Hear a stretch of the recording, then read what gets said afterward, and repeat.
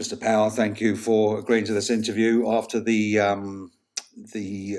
documentary the other night, The Dark Secrets of a $1 trillion Island, Garen.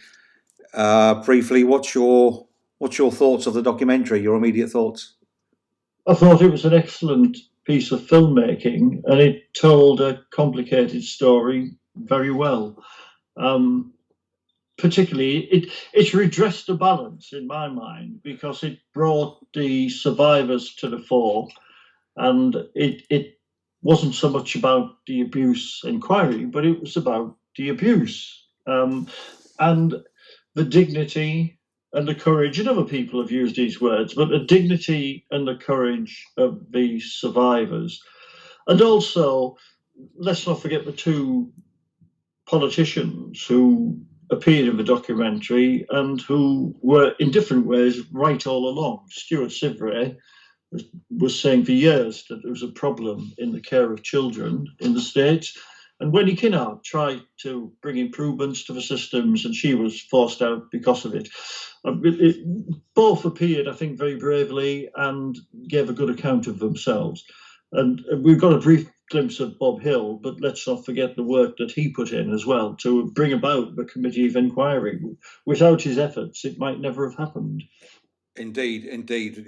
Bob Hill needs a big shout out here. But you mentioned that. So, do you think the likes of Bob Hill, Senator Stuart Sivray, and Wendy Kinnaird, along as yourself and Lenny Harper, do you think this documentary, although the care inquiry vindicated you all, do you think this documentary vindicated you?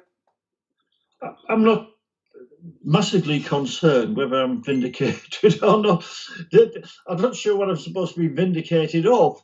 We tried very hard to bring justice to hundreds of victims of horrible treatment under the noses of the Jersey political establishment. I don't want to be vindicated from that. I mean, I think that's fine.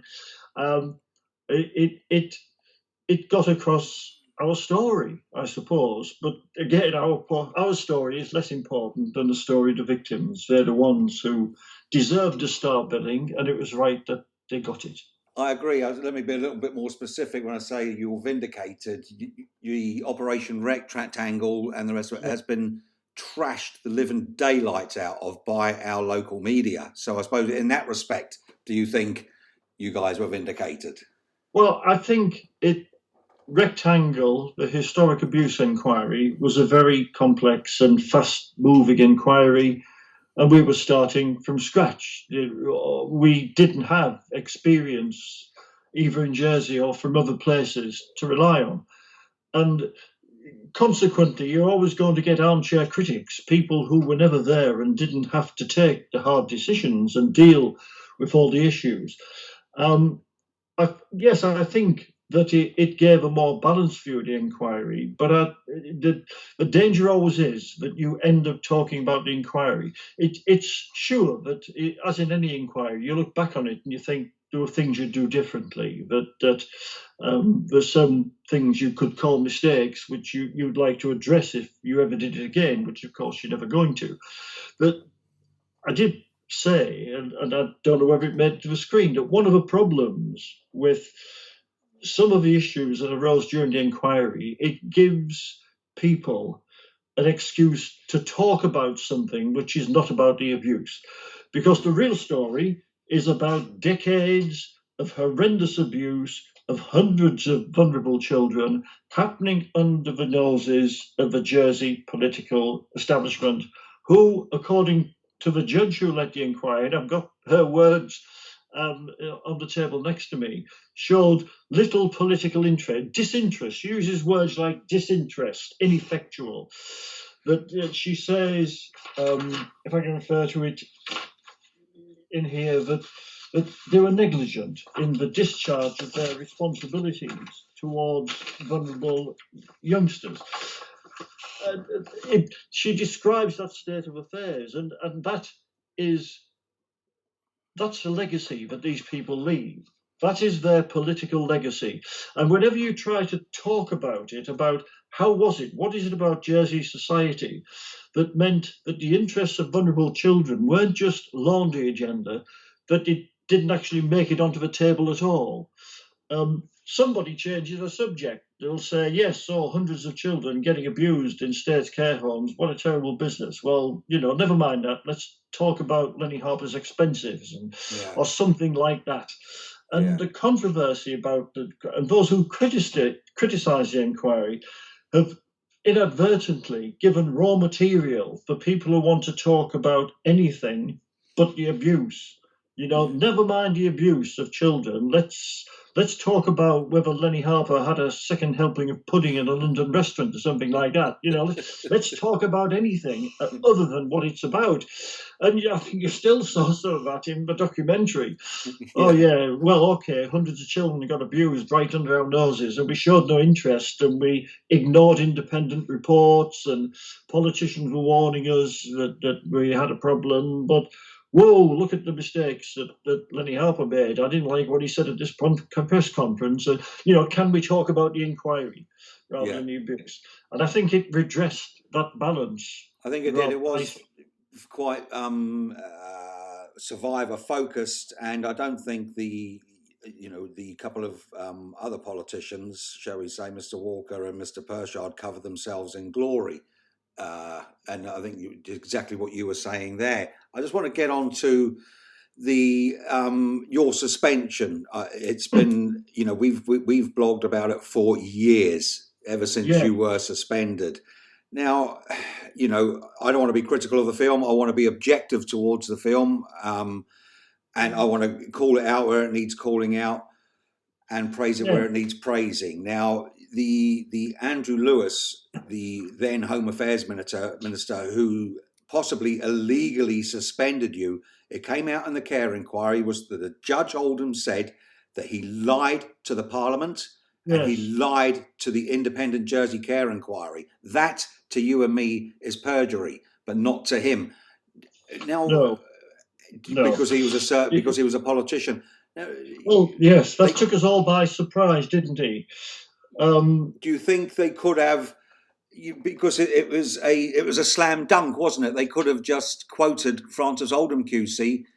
Any reason why the documentary didn't pick up on that? They knew about it. Yeah, well, it's right. Francis Oldham did. I've got again that.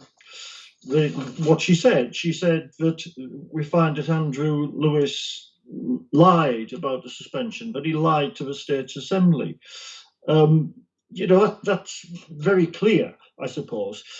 She also makes the point, those responsible for Mr. Power's suspension did not heed the advice of the Solicitor General or the Attorney General, because it came out to everybody's surprise that the Solicitor General and the Attorney General had both independently given out legal advice saying you don't have grounds for suspending the police chief, you shouldn't be doing it. And they're carried on regardless. Yes. But that wasn't... that is one of the issues of contention, I think. That you say possibly illegally, but they acted against the advice of both senior law officers, and you might say, well, you can't get much more illegal than that, really. And when he was cornered about it, according to the judge, he tried to lie his way out of it. That's what the judge said. It's not my words, it's what the judge said. Yeah, I think they could have made just a little bit more of a point of that, because, as I say, it was more of a slam dunk, because it mentioned that your rectangle under your leadership was criticised by an outside police force. I mean, I think it's important to tell the viewers who that police force was and what their purpose was.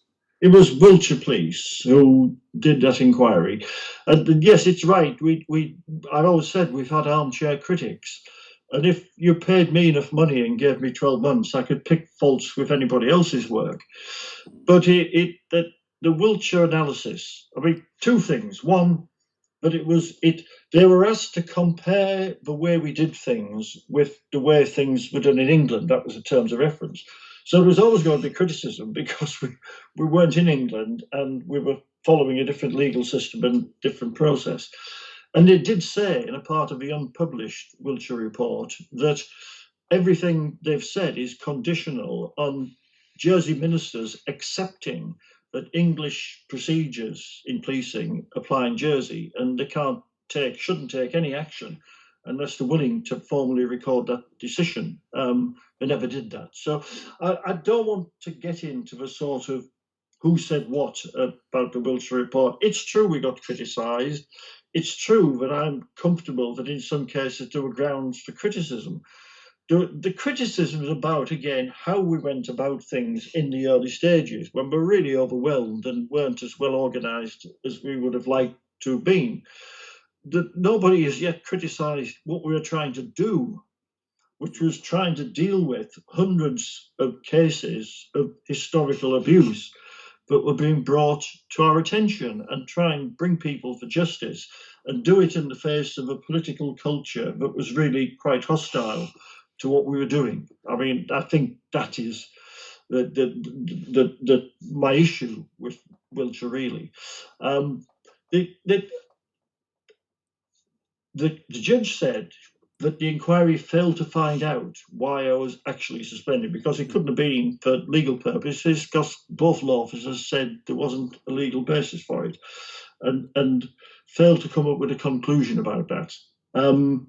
We know that Andrew Lewis did the suspension, but he said he never saw the legal advice, or that it was withheld from him. He made reference to what was described, or he described, as a critical report from the Metropolitan Police, but it later turned out that he hadn't seen that report. He'd lied initially and said that he had, but it later turned out that he hadn't seen that report because he said it wouldn't show it to him. It wasn't shown to him. You know, I find his whole approach to that quite strange. I remember when I was working in the Scottish Police Service, we used to have something called the big boys defence. If small boys were caught next to a broken window, they'd say, well, the big boys did it and ran away. It wasn't me. Well, I mean, Andrew Lewis is saying the same thing. He says he didn't look at the legal advice because the big boys wouldn't show him it, and he didn't look at the Metropolitan Police report because the big boys wouldn't show him that either. They ran away and left him on his feet, trying to sort of, in his essence, lie his way out of it. So, I'm not going to start feeling sorry for Andrew Lewis, but there's certainly some unanswered questions and areas that we've never got to. Yeah, I think he was a fall guy in all this, but I suppose to coin it up is, here we are, just to get it clear, 14 years later, after your possibly illegal suspension, you or I, nor anybody knows why you were suspended. Yes, that's true. I think it's also, I think, significant that the suspension took place as the outgoing government and ministers, Frank Walker, Andrew Lewis in particular, were clearing their desks, ready to hand over to a new government, because there'd been an election and they were on the way out. They were leaving office within, I don't know, 3 weeks or whatever it was. And so it's an odd decision to take when you're leaving office. And I mean, I envisage, my contract envisaged that I would turn over, I would hand over to a successor, and that when that handover was complete, I'd retire. I was already working past my retirement date. I'd been a policeman, man and boy, for around 46 years. So, you know, it was time for me to go. And I envisaged that government would retire, a new government would come in, I would meet with the Home Affairs Minister, whoever was appointed, and say, well, look, here I am. I've worked past my retirement date. I'm supposed to be handing over. What do you want me to do? And if the new minister had said, well, can you hang on a bit while I sort myself out, I would have done. Or if he or she had said, well, you think probably it's okay for you to go now, I would have gone. I mean, so why do you suspend somebody who is past their retirement date, who's waiting to leave, almost at the point of clearing his desk, and then you say, no, I think it's a better idea to suspend you for a year and a half on full pay? What's that about? You know, there's got to be another motive, hasn't there? It might just be vengeance, but pure and simple, vengeance, and setting an example. This is what we do to people who don't toe our line. Look what we're doing to the police chief. think what we could do to you. And I suppose they thought it would be all over in 2 or 3 weeks, but I'd be put under pressure. I'd be sort of broken by the whole thing and leave the island in tears or something like that. Well, we didn't do that. No, it didn't work out. So it's still a mystery. We don't know why they did it, except it was a damn stupid decision. Wasn't it just? It's cost the island millions of pounds. It's darkened its reputation around the world. It's shown senior political figures to be vengeful, vindictive, and incapable of telling the truth, even when summoned before a judge to do it. So I don't think I'm the one that comes out of that very badly, to be honest. I agree, and of course, we think the documentary done a good story, a good job of telling the story from all angles. Obviously, they couldn't cover all. You could take forever to cover the whole story about this. But so, what kind do you think the documentary is going to make any difference to what's gone on here? Do you think it doesn't matter that this documentary exists? Yeah, I think it should. I mean, it's an opportunity for Jersey, isn't it? It's an opportunity. Grab it. Because, I've described the political legacy of the political class in my time, that when it came to vulnerable children, they were neglectful, they were indifferent, they gave them no priority, they took no interest in how vulnerable children were being cared for under their jurisdiction. Whether they like it or not, that is what they're going to be remembered for. And it would be nice if we could have now a generation of politicians and political action that actually turned that around and gave Jersey a better reputation by demonstrating its willingness to deal with these issues. And we still saw, I think, in the documentary, people in denial and time to stop denying and say people would be respected more if they came on and said, look, I had my eye completely off the ball. Vulnerable children never got on the radar. That's my fault. I should have done something about that, and it didn't. And this is not just a legal, political, academic point. While they were showing no interest, people were suffering. People were suffering life-changing harm, and that you've got to keep that in mind. This is not a political argument. It's about real blood and real pain and real suffering that they allow to happen. Yeah, I agree. And so, where do we go? Where do we go from here, Graham? What next? Where next?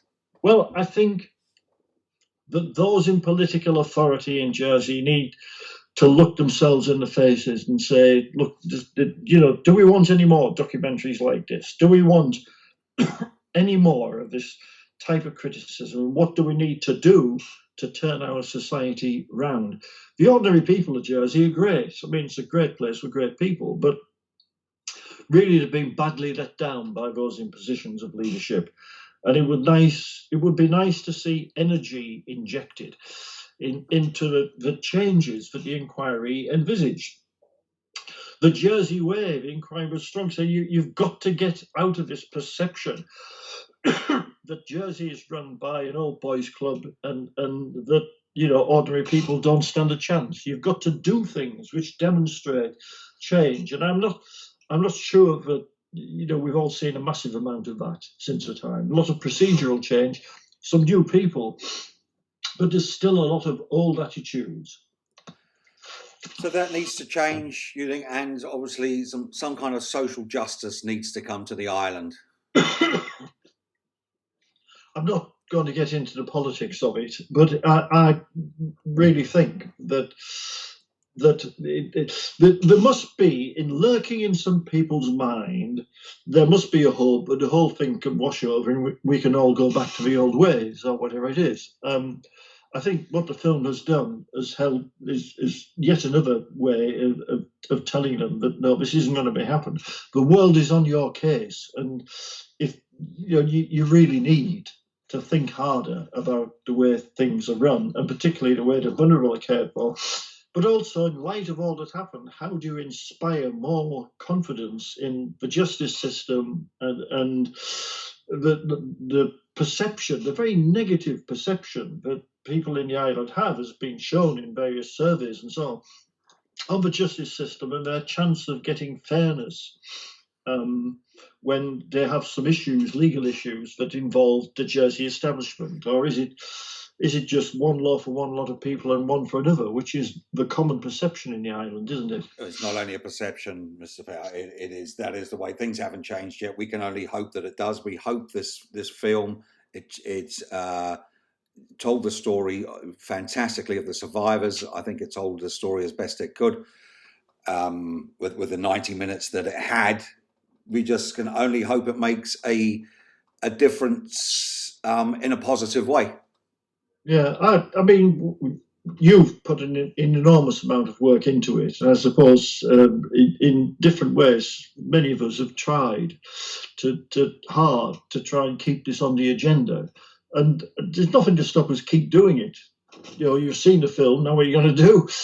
It needs these hard questions asking. Well, it's reignited a few of us. We've been contacted by a number of survivors who have thanked us. You know, a number of people who support us, offering us donations to help with our work. You know, obviously we don't do this for money. It doesn't cost us money to do it, but we have had a very, very positive reaction from the film, and so have the survivors. So I don't suppose we could ask for much more than that for the time being, can we? Yeah, and I think there will be more media coverage in the next few days, which will keep it in if you like, in the public domain. But an excellent piece of the filmmaking, and let's not forget Camilla Hall, who produced and directed it. I think did a very good job indeed. She's been on that for 3 years. Dear me, 4 years. That's an enormous effort. Yeah. Yes.